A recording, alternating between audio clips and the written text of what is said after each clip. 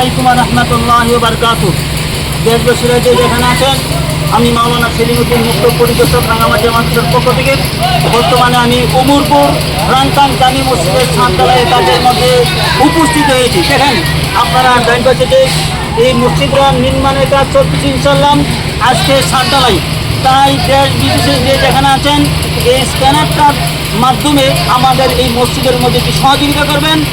আল্লাহর হাবিব পবিত্র হাদিস শরীফের মধ্যে বলছে, মুসলিম শরীফের এবং ইবনে মাজাহ হাদিসের মধ্যে বলছেন, মান বানা লিল্লাহি মসজিদান ইয়াযকুরু ফীহি ইসমুল্লাহ বানাল্লাহু লাহু বাইতান ফিল জান্নাহ। আল্লাহর হাবিব বলছেন, যারা নাকি নিজের টাকা পয়সা দিয়ে মসজিদ নির্মাণ করবে, আল্লাহ তাআলা তাদের জন্য জান্নাত তৈরি করে দিবেন। আরেকটি হাদিসের মধ্যে ইবনে মাজাহ হাদিসের মধ্যে আল্লাহ রাসূল বলতেছেন, মান আখরাজা মিনাল মসজিদিল আযা বানাল্লাহু লাহু বাইতান ফিল জান্নাহ।